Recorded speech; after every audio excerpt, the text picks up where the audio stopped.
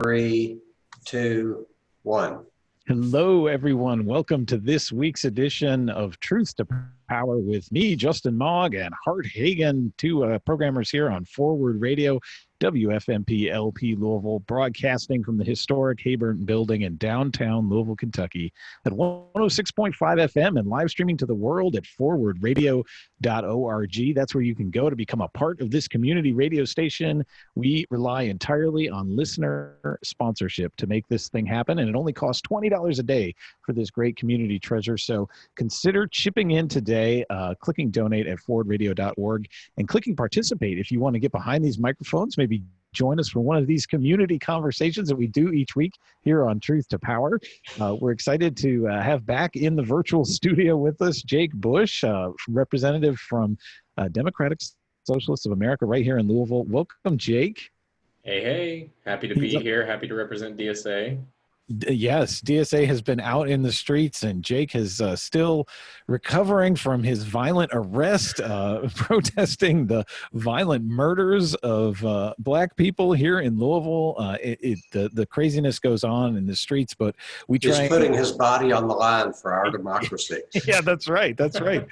But we try and he's got the chiropractor bills to show for it. We try and cut through the chaos and make sense of what's going on here on the program. And we have a really special guest. We're very excited to have a presidential candidate with us here in the studio and co-founder of the Green Party. Joining us today from Syracuse is Howie Hawkins. Welcome, Howie. Thanks for having me. It's good to be here. This is so exciting to get you on the air. I've been interviewing lots of, candidates for Louisville Metro Council lately, but now bit of a step up it a notch. It's great. It's great. So yeah, Howie Hawkins co-founded and is presumptive presidential candidate of the Green Party, one of the original Greens in the U.S. He participated in the first national meeting to organize the U.S. Green Party that took place back in 1984, and it was active in the movement for civil rights and against the war in Vietnam in the 60s. As a teenager, when he was back in the Bay Area, from the start, he's been committed to independent working class politics for a democratic, socialist, and ecological society, and we're so thrilled to have him with us today. Why don't you tell us a little bit about the state of the Green Party and your campaign, Howie? Well, I would say the Green Party is more a good idea than a mass party of the people that it ought to be. And we've been around 35 years. Now, there have been a lot of efforts to form a third party. Probably the strongest was a Labor Party that had formerly 6 million members in unions affiliated with it. But they actually, most of them didn't want to break with the Democrats. And I had worked with Tony Mazzocchi, the principal moving force behind that, back in the 80s on what we called back then the Superfund for Workers, which is today we call it Just Transition Program. So as we move to clean energy, or we cut the military budget and switch over to civilian production, workers who are displaced by that transition are given 5 years wages and benefits up to 5 years as they make the transition to alternative work. That party came and went. The guy that ran Jesse Jackson's campaigns in 84 and 88 and was the executive director of the Rainbow Coalition, Ron Daniels, tried to form a party based on the Rainbow Coalition in the black community. And he didn't really get past one campaign. There was a women's effort, more liberal, Emily's List types, and they threw in the towel when Bill Clinton got elected. God knows why, but that's what they did. And then there was another party, the New Party, which became the Working Families Party, which is more an auxiliary of the Democrats than an independent working class party. So the good news is that the Greens are still here, and we exist because we're needed. I mean, in my history, I never was a Democrat. I mean, in 1964, when they sat the Dixiecrats instead of the Freedom Democrats at the Atlanta Convention, I realized the Democrats weren't going to get us civil rights and economic justice. And I was asking, where's my party? And so my first party was Peace and Freedom Party out there in California where I was coming up. So, we're still around. And but most Greens are really pissed off former Democrats. A lot of them came out of, during the Iraq War. You know, they oppose the war and they find out they're fighting the Democrats as much as the Republicans. Or they're fighting for affordable housing in a city and they find out the Democrats are totally sponsored by the developer, landlord, real estate industry, which doesn't care about affordable housing. They want to, you know, make money in the upscale market and to hell with the downscale, poor folks. Or they're fighting fracking. And, you know, in a lot of battleground states, Pennsylvania, Ohio, you know, I get told, oh, you should stand down.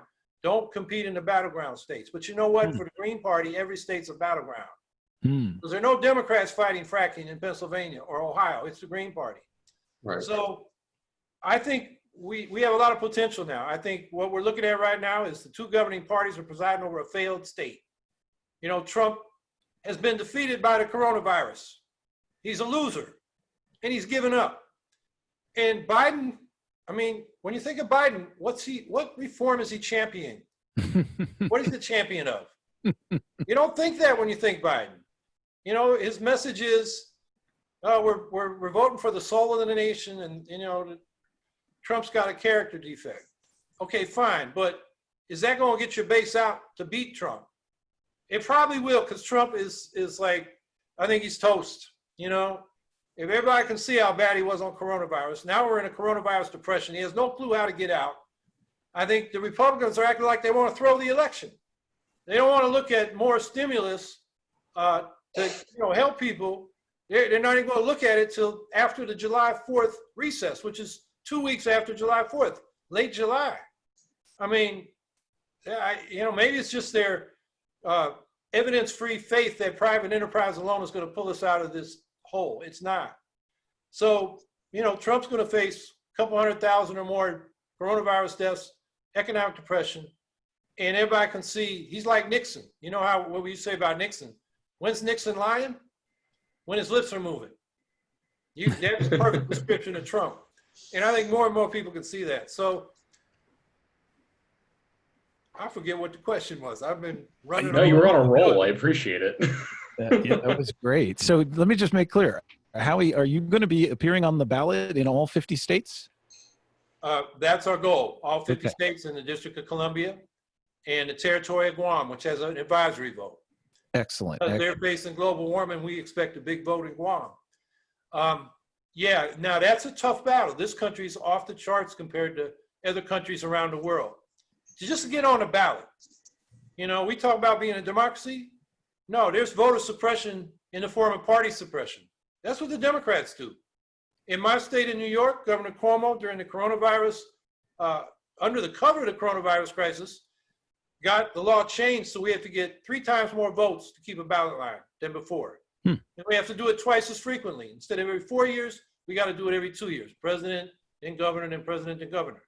And if we lose the ballot line, we got to get, instead of 15,000 signatures in 6 weeks, we got to get 45,000. And then, you know, one of the things we've done in the coronavirus environment where public health advice is don't go out and ask for petition signatures. That violates social distancing. So we've appealed to state governments to give us relief. And state government of Vermont said, you're right. You've been on the ballot many election cycles. We're just going to put you on. Oh, good. Illinois said, no, you got to go out and petition. So we took them to court. And the judge said, no, they've been on the ballot all these years. You're telling them not to, you know, keep the social distancing. I'm ruling they should be on the ballot. That's what the judge said. And then 6 weeks later, earlier this week, Governor Pritzker and his minions took us to court and they appealed. So we filed more fees. So we have teams of lawyers that are working in all the states to try to get relief. We've got electronic signature relief in Maryland and New Jersey. And then there are other states where we didn't get relief. Idaho, Alaska. So we're paying for petitioners. They're out there with gloves, masks, disinfectant, and they're getting the signatures. We're going to fight for every ballot line. Now, in this country, it's hard to compare president because not every country has presidents. You know, they have parliamentary systems where you elect the legislative body and then they pick the executive. But you can compare how many signatures it takes to get elected to the equivalent of a Congress. So in this country, if you have a ballot line as a Green Party, it's scores of signatures, sometimes even less than that. If you have to petition as an independent without a party line, it's thousands. In New York, it's 3,500. In Illinois, it's over 15,000. In Georgia, it's over 20,000. Now compare that to other countries. In New Zealand, you run as an independent for their parliament, 2 signatures. In the UK, for the House of Commons, 10 signatures. In Canada, it's 100 signatures, or in a rural riding where it's hard to get around or very dispersed, it's 50 signatures. And we're thousands. So, you know, that's a big problem. And it's not like it's going away. Like New York just, you know, when the New York Times found out what Cuomo was up to, they called it the Democrats' secret plan to kill third parties. So, you know, we can't preach about democracy to the world until we get straight here. So our goal is 51 ballots, 50 states. In DC have electoral votes, and then we're going to get Guam too. And of course, the Green Party in those countries with parliamentary systems is really influential and really powerful, right? Yeah, we are in the national coalitions in many countries. The Prime Minister of Iceland is a Green. The leader of the Green Party in New Zealand is a top cabinet official next to the woman who's a Labour Party representative. And, you know, they got to the point of 0 coronavirus infections. And I think the Green was the health minister, if I'm not mistaken. I may be wrong about that, but yeah, Germany, Netherlands, the Scandinavian countries, the Greens participate, and they usually get, you know, the environmental ministry, but they've had all kinds of ministries, even including military. And we're not happy with the one that had that. That was Joschka Fischer in Germany, and got them into some foreign wars we didn't think they should have been in. So, you know, as we say in the Green Party movement, 2 Greens, 3 opinions. We don't all agree on everything, but we certainly have a lot of vigorous discussion. And what has Green Party support been like here in Kentucky? Do you happen to know? Well, we had a meeting today on Zoom with a small group of people. Kentucky, to get a permanent ballot line, and it's the only way you can create a party in Kentucky, you have to get 2% of the presidential vote. I think we can do that, and that'll give the ability of the way you build a party like this is from the bottom up. I mean, the biggest reason I'm running for president is to get these ballot lines. We also want to move the debate on key issues and, you know, give people an opportunity, like the people that voted for Bernie Sanders. They want to vote for Medicare for all, a full-strength Green New Deal, an economic bill of rights, college for all, medical and student debt relief, those things. Joe Biden's not for those things. The Green Party is. Everybody knows what a Green Party vote is. And, you know, if you're a progressive or a socialist, don't disappear yourself and get lost in the sauce by voting for Biden. They don't know who you are when you do that. You end up voting for his corporate agenda. So, you know, vote for what you want. I think we can get 2% in Kentucky. And then there's a ballot line where you can have Greens running for the Louisville City Council and the Lexington City Council and the rural town councils.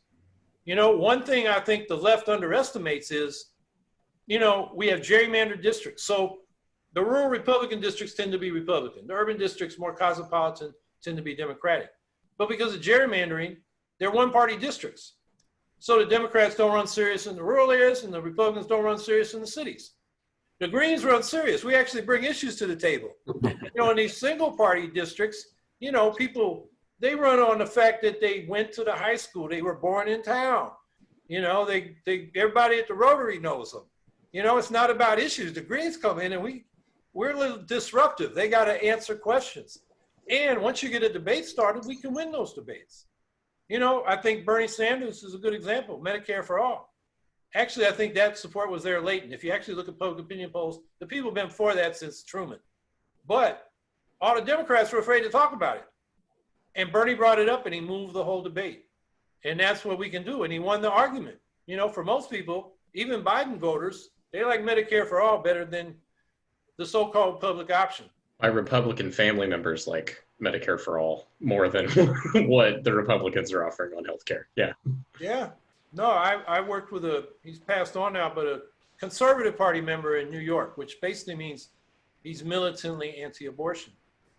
But on medical, you know, healthcare system, he was for Medicare for all. On the utilities, he was for public power. not for the investor-owned utility we got called National Grid, although everybody calls it National Greed. So what are some of those issues that are at the core of the progressive policies and the platform of the Green Party? Obviously, everyone hears green and they think about the environment, and I would love to dive into some of the details on that. But broader than that, what is the vision of the Green Party?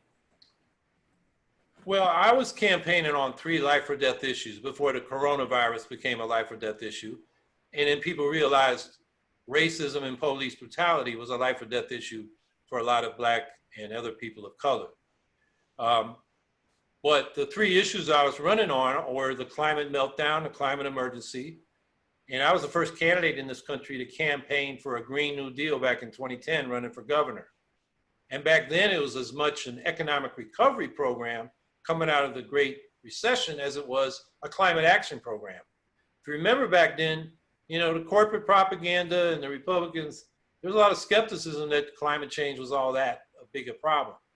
But, you know, we were saying a big public investment in clean energy would also get the economy going and put people to work. So what we call for now is an eco-socialist Green New Deal.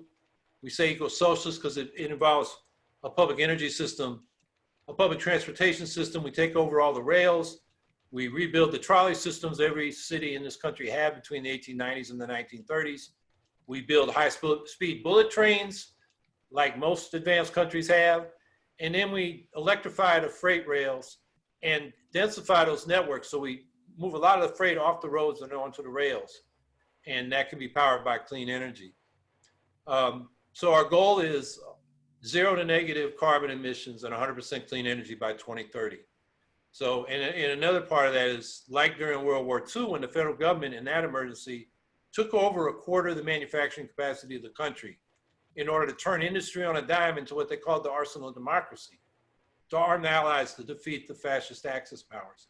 We need to do nothing less through the public sector to make this rapid transition. When we say a decade, because that's what the climate science tells us we need to do in a rich country and in a big carbon emitter like the United States if we're going to avoid really calamitous consequences of global warming. Now, as part of the Green New Deal, we've always called for an economic Bill of Rights. And that deals with the second life or death issue. And that's inequality. Inequality's killing us. Working class life expectancies are declining in this country. That's unheard of in a developed country, but that's what's been going on the last 5 years. And really, since 1980, there was a study, American Medical Association publication, JAMA, I think is the one that published it. They found that it's grown now, so the difference in life expectancy between our richest and poorest counties is now 21 years. You know, that's just unacceptable. So that the Economic Bill of Rights is government guarantee of a job guarantee, a living wage job, an income above poverty. We build that into the tax system. So if you're below the poverty line, the government sends you money to bring you up above the poverty line. And then when your circumstances get to where you're making more than the poverty line, you pay income taxes on a progressive basis, graduated scale. Affordable housing, comprehensive health care, lifelong public education from childcare and pre-K through post-secondary college and trade schools, and continuing adult education at public institutions. And then a secure retirement. And there, we're just saying double Social Security, you know? So even people that weren't able to save, which is a lot of boomers, you know, the wages have been stagnant for the last 50 years. But housing costs, healthcare costs, college costs have really escalated. So boomers raised their families, and now they're in a situation where some of them still own student loans and their Social Security checks are being garnished to pay those investors off. That's just cruel. So that's the Economic Bill of Rights. And then there's a third issue, and that's this new nuclear arms race. The Bulletin of the Atomic Scientists has moved their doomsday clock the closest it's ever been to midnight. We've got out all these nuclear arms control agreements. The last one expires next February 5th. That's the Strategic Arms Agreement, the last bilateral treaty between the United States and Russia. And there's no negotiations going on. And none of the major party presidential candidates have talked about this. You know, this is news to me. 3 years ago, 122 nations, non-nuclear nations, agreed to the Treaty on the Prohibition of Nuclear Weapons. They agreed to the text of it. And there was an international campaign for the abolition of nuclear weapons, got the Nobel Peace Prize for that achievement. And as I've spoken to people around the country, I've hardly run into anybody that even knows that. Right. You know, Biden, where the hell is he on this? I mean, Right. he could be beating up Trump. He's got the platform. Trump is, you know, a nuclear nightmare, and Biden has nothing to say about it because he was part of the Clinton administration that started our nuclear modernization program, a multi-trillion-dollar effort to turn our strategic nukes, the big missiles that are intercontinental, into hypersonic missiles that are 6 times faster than the ones we got. That means it's no longer launch on warning, it's launch on anticipation that the other side might launch. And then we're putting more tactical nukes into our conventional forces with the crackpot idea. This is military doctrine. It's both the doctrine of the US and Russia. It's called escalate to de-escalate. So if you're in a conventional battle and you're losing, you use some tactical nukes and then you're supposed to de-escalate.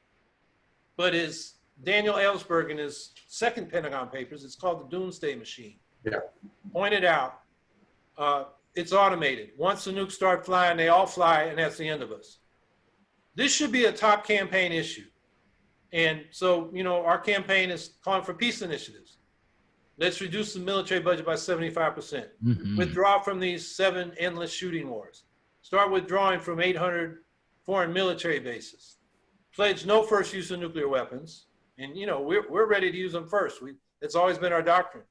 As a threat, you know, as Ellsberg says, we've used nukes a lot. Same way a mugger uses, you know, when they put a gun to your head, says, give me your money. We've threatened people. And then we need to disarm to a minimum credible deterrent.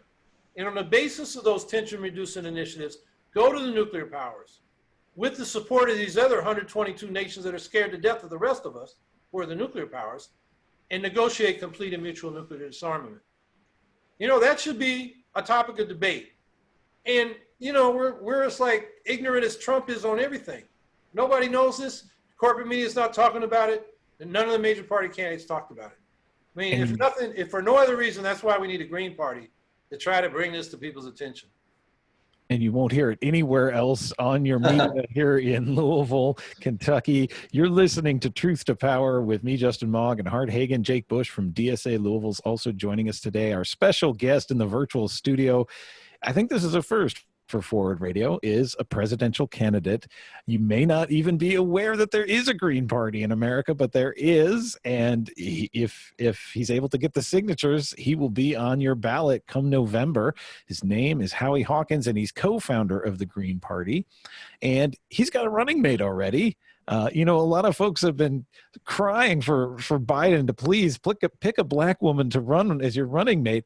Well, Howie's already got as his running mate Angela Walker, born and raised in a working class black family in Milwaukee, Wisconsin, and they have a very progressive platform. Just want to remind listeners that Forward Radio does not endorse Howie or any particular political candidates. What we endorse is an informed electorate, and that's why we love getting third-party candidates and all kinds of candidates that you might not otherwise know about on our airwaves, because we want you to be an informed voter. But, you know, it's not just about voting. It's about the conversation that we're having in public. Elections aren't just about who gets into office, right? It's about how things are framed, how the narrative it goes. And I think, Jake, you wanted to ask about this whole question of third-party politics putting pressure on the Democratic Party. Yeah, so, you know, as Justin said, I'm with DSA, the Democratic Socialists of America, and, you know, we get the obvious criticisms from the right, you know. If anybody asks me if I want to live in Venezuela again, I'm probably going to jump out this window to my right. But, you know, we get it from people toward the center or even the left as well.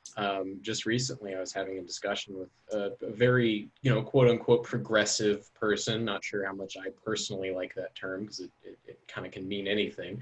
But, you know, they were saying, you know, how would you not vote for Joe Biden? I mean, gosh, look at the alternative, look at Trump. And that, I get that.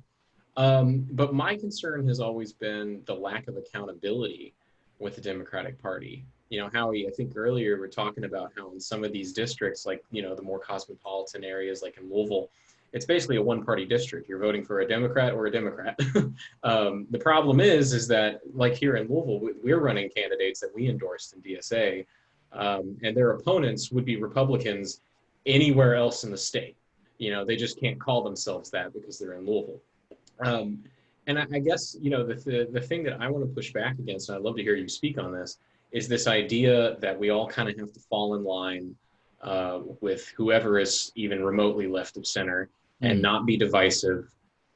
Because I personally believe that you have to present these alternatives. You have to push really hard to get somebody to be accountable and get them to actually even entertain these sort of left-wing proposals that you're talking about, that I like to see. So if you could just talk to me a bit about this role of, like, the Green Party, for example, as a mechanism to push the Overton window left, because that's something that the Democratic Socialists of America are talking about a great deal right now, is how exactly can we leverage the existing political structures? Sure.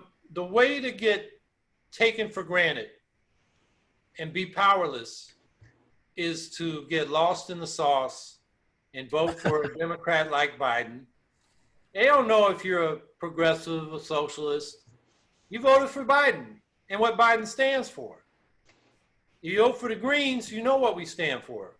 Medicare for all, full strength Green New Deal, the whole list. And then you'll be heard. And so don't waste your vote on what you don't want. Vote for what you want and make the politicians come to you. Give you an example. When I ran for governor in 2014 against Andrew Cuomo, he wanted to run up the vote, get more than his father, Mario Cuomo, ever got. Get more than he got when he was first elected in 2010. He wanted to get ready to run for president, and he got less because I got 5% of the vote. And he had to look at us. He couldn't take us for granted. He had to see what we were saying. And after that election, he adopted 4 of the things we were demanding that he had never supported before. We've been calling, and we were doing this in 2010. That includes a fracking ban, right, Howie? New York State's the only state with a fracking ban, and you're saying it's because of your candidacy, and you made Andrew Cuomo adopt that as part of his platform, and it actually passed the legislature and everything. That's right. And well, it was a decision at the executive level after he got a report from a health commissioner. All right. And we're still trying to get legislation because it's more a executive order could be repealed than a law that'd be harder to repeal. But as a matter, they're not going to start fracking in New York. What they're doing is importing it from Pennsylvania. That's another beef we got with Cuomo, but that's another story. He adopted a $15 minimum wage. I mean, he wasn't even for a $10 minimum wage. And he adopted paid family leave. He didn't campaign on that. He even said he was for tuition-free college. He got Bernie Sanders when he rolled out this thing called the Excelsior Scholarship, which is really a top-off scholarship that's so hard to qualify. Only about 2 or 3% of the public university students in New York were able to. So it wasn't really what it was advertised. But the point is, he couldn't take us for granted. He had to move our way. So when he ran in 2010, he said, I'm the real Tea Party candidate. I mean, the Republican he was a real estate guy that makes Trump look like a liberal. A guy named Carl Palladino in Buffalo, who's a Trump, supporter, but even more openly racist and nasty. So Trump said, I'm gonna win the Tea Party vote. He was taking the left for granted. And after 2014, he rebranded himself as the pragmatic progressive, the one that gets things past the finish line. He had to change his tune, and that's because we were out there. Now, one of our competitors on the left, the Working Families Party, they endorsed Cuomo in 2010 and 2014. And after they lost, they supported Cynthia Nixon in the primary challenge in 2018, but then they endorsed him right away. And they don't have the same leverage we did. In New York, they say, well, the Working Families Party irritates Cuomo. That's why he adopted this policy. But you know what? We took votes from him. And I think that's what really, that's what gave us the leverage and the power. So I think that's the way we need to look at it. Don't just disappear as a left. make yourself heard. We need our own identity, our own program. And then, you know, the voters need to hear it. And if we just settle for Biden, you know, fold up our tents and say Medicare for all, we're going to have to wait another 4 years to bring that up. You know, that's a life or death issue for people that need medical care, particularly in this coronavirus crisis. You know, Bernie's called for, let's treat everybody who's infected with Medicare. And I saw a story the other day, somebody in Seattle got billed over $1 million for treatment for the coronavirus infection. You know, but where's Biden? You know, the last thing we heard about him and coronavirus and Medicare for all was it's irrelevant. That's what he said in the last debate with Biden when, you know, Italy was getting hit hard. Biden said he was going to veto Medicare for all if it passed both houses. That's your Democrat. Say one thing is, it would be so easy for Trump to take a half step to the left and out-left the Democrats, because the Democrats are so far right, so unwilling to give the people anything. Trump gives them anything like health care, and he could out-left the Democrats. Yeah, and I think he's so opportunistic. He thinks about doing that sometimes, but then his other base, not the, you know, the grassroots cult, but the big money. Right. That's, you know, particularly Wall Street, that's putting money behind him because they like his tax policies and so forth. They won't go for that. So, you know, he's not only a loser, he's got no guts. No, he don't stand for anything. Howie, one thing that full disclosure, I am a member of the Green Party, and I've said that numerous times as a programmer on this, so it's a full disclosure. But one reason I like the Green Party is because the party and the candidates don't take corporate money. Why is corporate money such a problem in America? And what are some examples of you know, corporations just abusing their power? And how is the Green Party kind of getting away from that? Well, that's what defines our political class independence, is our financial independence from the corporate paymasters. And the Democrats and Republicans depend on that money. So that gives us our political independence. So we rely on a lot of small contributors from regular folks. And Bernie Sanders has shown us how you can raise a lot of money that way when you have a big base of support, and that's our goal. Now, how do corporations influence politics? Obviously, they buy politicians, they pay for lobbyists, but the other thing they do doesn't even come up in elections, and that is they finance government, Wall Street. So, for example, when Bill Clinton first got elected, he had a modest reform program. Some money for infrastructure, some money for education, and some middle-class tax cuts. And then he brought in Robert Rubin from Goldman Sachs to run his economic transition team. And Rubin told him, nah, you can't do your reform program. The bond market won't like it. And of course, the bond market's got to finance government, you know, treasury securities. You got to do a balanced budget. And Clinton famously said, according to Bob Woodward, in I think the book's called The Agenda, Clinton said, you mean to tell me I can't implement my reform program and get reelected because of a bunch of effing bond traders? He said, we're Eisenhower Republicans. Well, that's what we are. We're Eisenhower Republicans. Clinton had a little outburst. And right, said, that's right. What we are. We're all Eisenhower Republicans. But you see, that power wasn't up for election. It operated behind the scenes. And, you know, in other cases, Dennis Kucinich is the boy mayor of Cleveland back in the 70s. Got elected on the promise he wouldn't privatize their municipal power utility. And he kept his promise. So the banker said, okay, buddy, we're going to withdraw your line of credit for the city. It's only $13 million, but, you know, municipalities need a line of credit because the property taxes come in quarters. The payroll's there every week and other expenses. And they forced the city into bankruptcy and Kucinich out of the mayorship. That's power that they have that you don't even see when you think of the power of the corporations over the political process.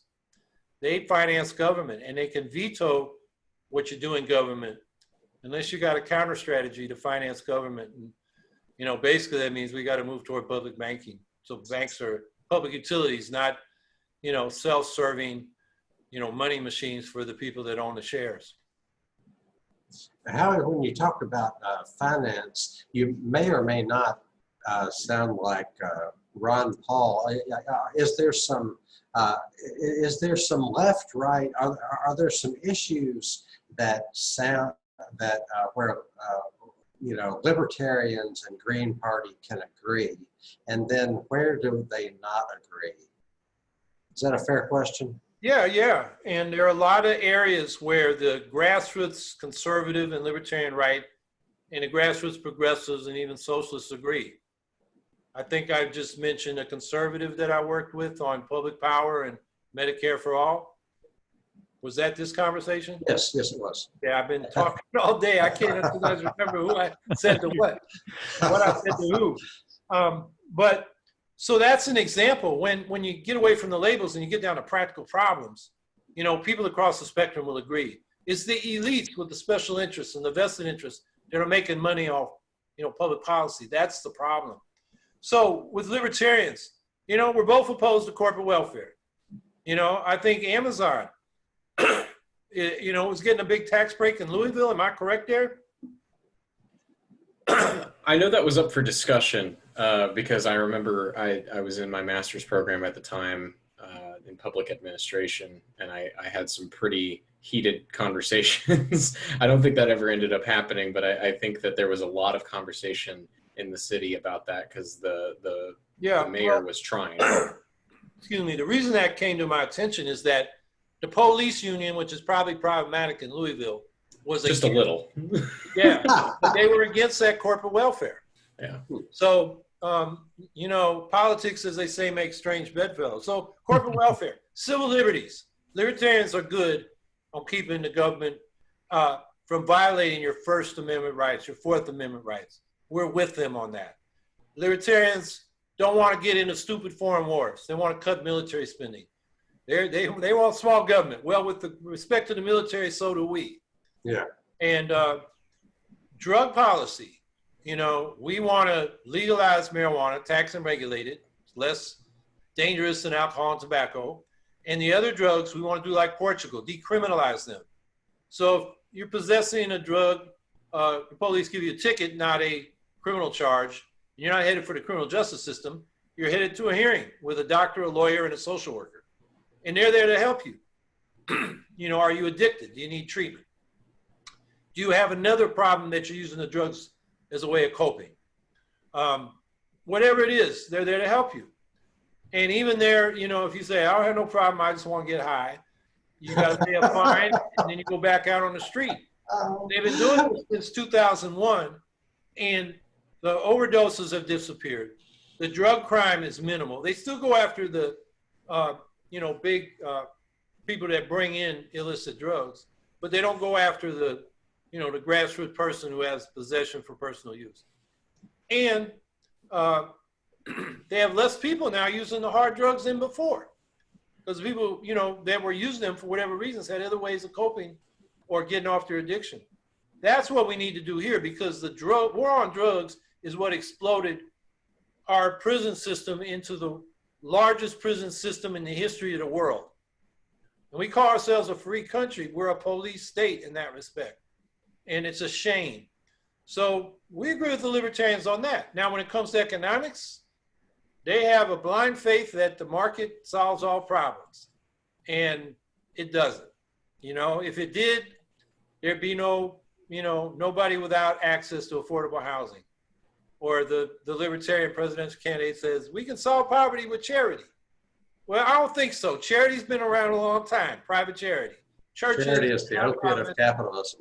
And there's a lot of poor people. So, we just think they're not realistic about that. But on these other issues, ballot access.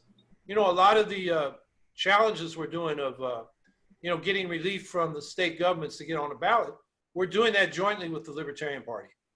So, where we agree, we'll cooperate. Now, I did have one question on that. I grew up in a really rural area, middle of nowhere, basically. Not that you're country, you're just saying you grew up in a rural area. Right. Yeah. Yeah. My accent isn't coming out right now. Well, you get me around my family in the southern part of the state, and I'm going to sound like I'm out of Deliverance. But right now, I've got my Louisville voice. I was country when country wasn't cool, so you're in good company. Yeah, I can tell. I can hear it. I can hear it in the voice. See, we're speaking the same language here. But I grew up in a really rural area, and one thing that I always struggled with getting on the same page with people of my own sort of political beliefs is sort of their stance on guns, right? And I'm not, full disclosure, I am a gun owner. I do have a concealed carry license, all of this, but I'm not a gun nut, right? Like, I don't think that we should have civilians running around with, AKs and all this other stuff, really. That's not what I'm talking about. But I do think that there is a certain zealotry amongst mostly people in cities who vote Democrat or whatever, who think that it's feasible or desirable to just no more guns, none of this. We're gonna it's totally strip people of their guns. Whereas I grew up in a part of the country where that was a tool that you did use frequently. We had coyotes that would go after our cattle, or we had these giant snapping turtles. I know it doesn't sound like much, but when you got herding dogs, like shepherd dogs, those things will bite your dog's leg off. You know what I mean? Yeah. So I'm just curious, like, what's the green stance on guns? Because like I said, out where I grew up, we need them on a day-to-day basis, just to the maintenance of our home. But I also don't really think that we need to have citizens with full arsenals. You know what I mean? Yeah, well, I think the Greens have a range from the people you described in the cities to people like you. Yeah. And I'm more like you. I'm a former Marine, but I'm not a gun nut. In fact, the last time I handled a firearm was when I handed my M16 back to the Marine Corps. I don't think those assault weapons should be out on the streets. They kill too many people too fast. And so I'm for buying those back. But I think if you want a rifle, a shotgun, a pistol, that's fine as long as you're law abiding. I think the Heller framework is fine. You have the right to those weapons, but the public has the right to regulate firearms in the interest of public safety. So, background checks are good. There may be a delay until the firearm's delivered. So it's not an impulse buy because you're really mad and you want to shoot somebody. Those kinds of things. Those are reasonable. And, they can be a little bit different in the city than the country. That's fine. But I don't think, you want to isolate yourself politically in this country. I mean, if the Green Party is going to be serious about being a mass party for the people, we got to have the range of views. Now, the Green Party traditionally has done that. I think the longest unresolved debate I ever heard was about 1994 in Minneapolis. We had a national convention, and there was a gun control proposal. And this debate went on for a couple hours. And it was very interesting because and it wasn't the usual suspects. You had people that you think might be one of those urban people that wants to get rid of all the guns. And it's somebody that, the family needed a gun to protect them from a violent father and husband.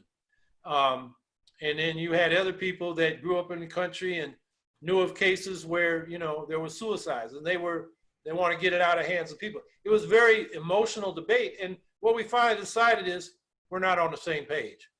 So within the Green Party, there's a range of views, but I told you my view.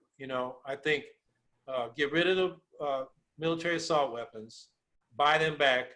You can have your shotguns, rifles, and pistols, and there should be reasonable regulation. Our guest today here on Truth to Power is running for president on the Green Party ticket. Howie Hawkins co-founded the party. And my name is Justin Mogg. I'm a programmer here on Forward Radio, along with Hart Hagen from the Climate Report and Let's Talk, and Jake Bush from DSA Louisville. You can learn more about Howie Hawkins and the Green Party at howiehawkins.us. And let's talk a little bit about your running mate, too. Tell us a little bit about Angela Walker and what she represents and what she's been campaigning for heavily. Well, Angela's a veteran racial justice and labor activist that I've known since 2014. And the most important thing was she's somebody that I have a rapport with. And you need somebody like that to run as a team.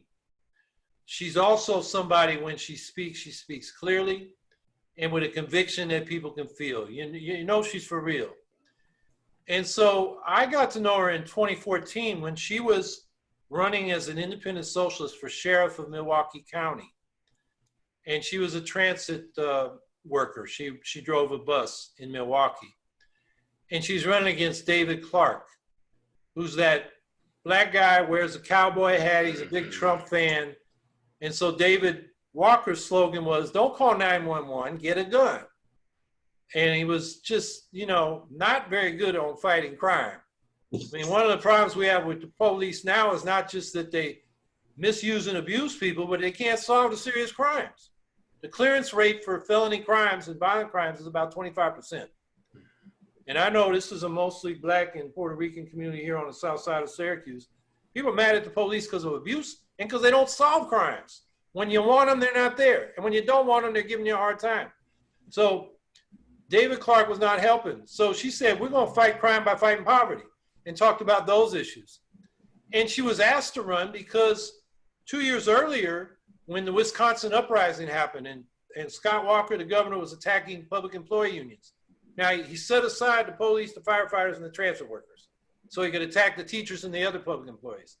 But she said that's not right. And so she started bringing her family and then other union members to Madison from Milwaukee to support the uprising. And pretty soon the president of her union said, damn, you should be the legislative director of the union because you're going to Madison all the time. So she was the legislative director of her local amalgamated transit workers union. And so the Wisconsin uprising was basically January to June. And then when the Occupy movement came up, she got her union involved in that. And then being a black woman, she got involved in Occupy the Hood to try to get black folks involved in that movement. So that's what she was doing. And her activism goes back to high school, like getting a Black History course in her high school in Milwaukee. So in 2014, we were both on a panel together. I was running for governor, she was running for sheriff, and we were talking about independent politics. And then we were on another panel, same topic of independent politics. I think the first one was in Milwaukee, the second one was in Chicago. Maybe they're both in Chicago. They're both in Chicago. Anyway, so I got to know her then, and you know, I followed what she's doing, stayed in touch, and she moved to South Carolina, where she drives a dump truck, lands asphalt and road work. And so, you know, we got two workers for the White House. I'm a retired Teamster, she's a trucker. And I think that will appeal to people. And so, you know, when I thought about who I might ask, you know, my campaign team is bringing up all these big names with name recognition. And I'm like, I don't know those people. There's this woman, Angela Walker, that I know she'll be a great candidate, a great messenger for the Green Party. And they agreed, you know, they knew a little bit about her. So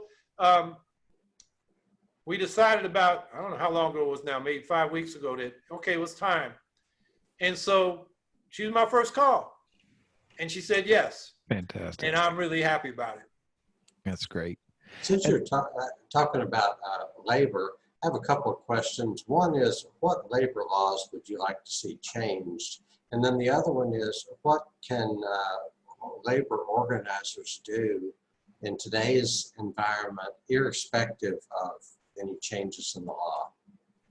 Well, in terms of labor law, we want to get rid of the repressive sections that restrict labor's organizing tools, like boycotts, solidarity strikes. That's in the Taft-Hartley Act and some other legislation. We want to get card check, which means the majority of members in a workplace sign a card, and that gets them recognized as a unit for collective bargaining. That's something Democrats, Obama promised twice, and when he got elected, didn't follow through. We need a workers' bill of rights. So your First and Fourth Amendment rights are protected at the workplace. Your right to privacy, your right to assemble, you know, not while you're working, but in, you know, break time, lunch time, and organize, you know, workers. We should have the right of workers to stop production when it's unsafe.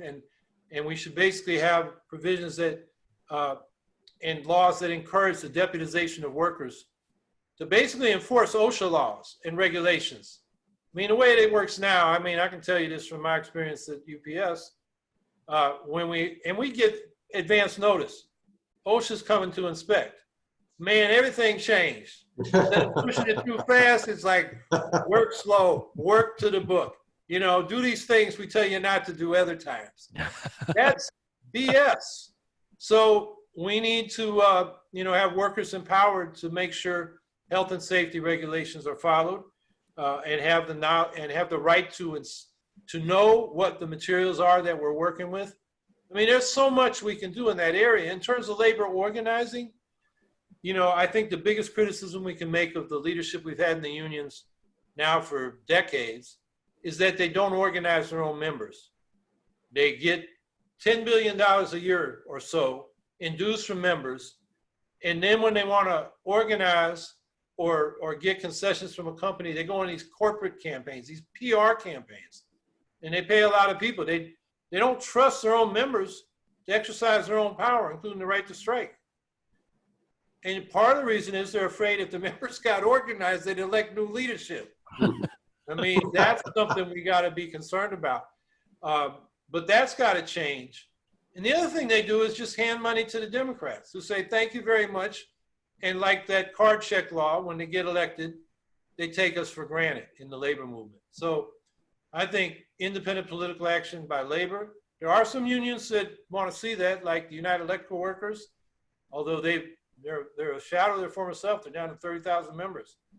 The old Oil, Chemical, and Atomic Workers Union, they were the ones that behind the Labor Party push. They've since been absorbed by the paper workers and now the steel workers. But on the other hand, a couple of years ago, the AFL-CIO National Convention passed a resolution. They're interested in independent politics. So there's a discussion going on. It's just, we got to sustain that from the bottom up in our locals, you know, get a resolution for a Labor Party or to support the Green Party or whatever it is, get the discussion started. And likely your local leaders will hate you for it. I always got ruled out of order. They didn't even know parliamentary procedure, Robert's rules. When I first went there, I made a proposal and they're like trying to figure out who's this guy, you know, that's raising this thing. We don't deal with that. I mean, our union, basically the stewards show up, they get their dues rebated and they rubber stamp whatever the elected leadership wants. Wow. And I wanted a deal. I can't remember what the issue was. And finally I said, well, what are you trying to say? You're ruling me out of order? And the president says, yeah, that's it. You're out of order. They used that for decades against me. Oh man, Howie, we're nearing the end of our time, but I don't want to let you go without asking something near and dear to our hearts here at Forward Radio. You're probably the only presidential candidate who has as one of his key planks media democracy. Please talk a little bit about the significance of that and what's the state of our media landscape in America and why it needs to change. Well, most of the media is owned by 6 big conglomerates, and that's broadcast media and print media. And then you're getting the same monopolization in the social media. So we need antitrust. I mean, the more independent producers of media content we have, the better. We also need probably to socialize the network platforms and social media that are inherently monopolistic. You know, Amazon, everybody wants to be on Amazon because that's where the most products are, that's where the most people are. You get the best price competition. It just becomes a natural monopoly. Facebook for interpersonal communications. What's the other big one? Google for, you know, searches. Right. Maybe you can have more competition there. So I think it's a combination. And then we need public support for investigative journalism. And I would like to see public funding for journalism, and then have boards elected like we elect, you know, select juries at random. And you have community boards that, you know, award funding for people that are doing investigative research and journalism. And so those are some of the things that I would like to see. And, you know, there's a lot that can be done at the federal level. Just the, you know, the 1994 Telecommunications Act was really terrible for media. And that was a Clinton Democratic, you know, achievement. And it was one of those things the Republicans couldn't get past the finish line because the Democrats would obstruct. But once they got the power, they said to telecoms, okay, now give us the money for campaigns and we'll pass this for you. And that's what happened. But that, you know, removed a lot of the restrictions on cross ownership of different media platforms and monopolization whole media markets are controlled by one company. They got the newspapers, they got the radio, they got the TVs, you know, and so you don't get different voices. And that's what you need to have a real democracy where people can make up their own mind after hearing all the different points of view. Fantastic. Hart or Jake, any last questions you've got for Howie before we let him go? I got one. Howie, you mentioned something about agriculture, how it's a big, you know, to me, it's one of the more destructive sectors of our economy. What would you do different with agriculture? Well, like the New Deal originally had a big agriculture program, the Green New Deal should too. And what we should do is support farmers make the transition to regenerative organic agriculture. Get the biocides and the chemical fertilizers off the land. Let the soil come back as a living ecosystem. That will bring a lot of carbon out of the atmosphere. And we got to get the corporations out of farming. I mean, we now have a situation where most farmers are tenant farmers again. And they're in hock to these corporations, both for supplies. I mean, this goes back to the whole populist movement in the late 19th century. We should, you know, land that's being farmed should be for the farmers. And we should have labor standards for farm workers so they can make a living wage and have protection. And we, you know, that may mean we need to pay a little bit more for food, but it's worth it because right now the agriculture we got is a huge environmental problem.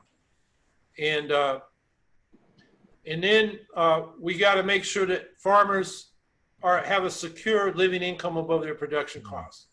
That means parity pricing. Parity just means as production costs go up, the floor on agricultural commodities goes up. And it should include not just the commodities that now get price supports, like, you know, soy and corn and cotton, but all the commodities, dairy, fruits, vegetables, all the grains, so that whatever you're farming and producing, you got a floor under your price. And then we need some supply management programs so that we don't have gluts in some markets and shortages in others. And we did some of that in, you know, the original Green New Deal's agricultural program. So I think that's key. And, you know, drawing carbon out of the atmosphere into the soils will make a big contribution to the climate safety program. Excellent. Our guest here on Truth to Power has been Howie Hawkins, running for President of the United States of America on the Green Party ticket. And he joined us today in the virtual studio from Syracuse. Howie, thank you so much for giving us an hour. I wish we had many, many more. Like you said at the beginning, you bring the issues and can talk in great depth about them. Yeah. It's not superficial with a guy like you, and we really appreciate that here on Forward Radio. Well, I thank you, and I just hope I get to do this with Joe Biden and Donald Trump. They're not ready for me. Okay, we're happy to host. We offer equal airtime to all candidates. So okay, all right. All right, folks, thank you so much for tuning in. Hart, anything to promote coming up this week on Let's Talk and the Climate Report every day at 7 on these airwaves? Yeah, just tune in at 7. I'm always talking about some aspect of eco-socialism. It's all there. You either have you can't have socialism without ecology or ecology without socialism, right, Howie? That's right. At least that's what I think. Anyway. And Jake, anything DSA Louisville's doing this week? Yeah, we have 2 candidates running for city council. We have Ryan Fenwick in District 10, and then we have Robert Bell in District 4. They look like very competitive races. I'm trying to be cautiously optimistic, even though I'm on the left and I don't trust anything good to ever happen. But other than that, just a reminder to get your butt down to the square, Jefferson Park Square, or Injustice Square Park, as we're calling it. There's an ongoing occupation. 56 people were arrested the other day. They're trying to stamp it out, but it is not very successful. People are fired up, and I want more people out there. So fantastic. The struggle continues, and we'll be covering it here on Forward Radio. Thanks for tuning in, everyone. We'll be back in your ears in 1 week's time here on Truth to Power. Wonderful job, y'all. Thank you.